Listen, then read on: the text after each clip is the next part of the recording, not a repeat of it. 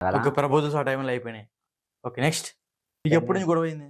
రీసెంట్‌గా ఒక 7, 8 మంత్స్ అయితది. దేనికోసం గొడవయింది? అతను అడిగిన పైసలిచ్చిన. అన్నీ జేసిన. ఎన్ని పైసలిచ్చావు?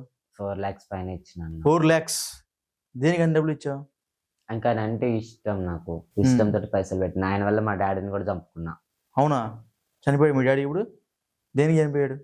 అంటే ఆయనొచ్చి నన్ను కలుస్తుంటే మీ డ్యాడీ ఉంటుండు నిన్ను కలవని ఆయన కోసం విజయవాడ ఎళ్ళిపోయాను ఇక్కడ మొత్తం వదిలేసుకొని. హ్మ్. విజయవాడ ఎళ్ళిపోయి విజయవాడలో మ్యాంగో మార్కెట్‌లో పని జేసిన. ఏందంటే మా డ్యాడీ గూడా "ఇంక నువ్వు కొజ్జోడివి అయిపోయినావు. నిన్ను ఒప్పుకోవడం ఎక్కువ వాళ్ళ అబ్బాయిని తెచ్చుకుంటున్నావు" అది ఇది అనడం వల్ల మా డ్యాడీ ఇంట్లోకెళ్ళి ఎళ్ళిపోన్నా. హ్మ్. మా డ్యాడీ ఎళ్ళిపోయిండు. ఎక్కడికెళ్ళిపోయిండో, ఎక్కడుండి బతికున్నో, చనిపోయిండో కూడా మాకు తెలవది. మీ డ్యాడీ ఇంట్లో నుంచి ఎళ్ళిపోయాడు. ఇంట్లో నుంచి ఎళ్ళిపోయాడు. మా మమ్మీ చిన్నప్పుడే చనిపోయింది. ఓకే. కేవలం మీ కారణంగానే మీ డ్యాడీ ఎళ్ళిపోయాడు. నేనే ఎళ్ళిపో నువ్వు నా దగ్గర ఉండకసలు. ఇట్లా పిచ్చి పిచ్చి మాటలు మాట్లాడుతున్నావు, కొద్దిగా అంటున్నా అని చెప్తే ఇంక మా డ్యాడీ ఇంట్లోకెళ్ళి ఎళ్ళిపోయిండు. హ్మ్. ఇప్పుడు మా డ్యాడీ చనిపోయాడని మా వాళ్ళందరూ అంటున్నారు. నాకు తెలవదు మరి చనిపోయాడో బతికున్నాడో. హ్మ్. ఇంక ఇవన్నీ చేసిన తర్వాత నాకు లవర్ ఉందని చెప్పి 3 మంత్స్ తర్వాత తెలిసింది. అయినా ఇప్పుడు మీలాంటోళ్ళకి లవర్ అవసరం అంటారా? అవసరం అంటారంటే ఫీలింగ్స్ అన్నా. హ్మ్. ఏం చేయాలి మరిగ?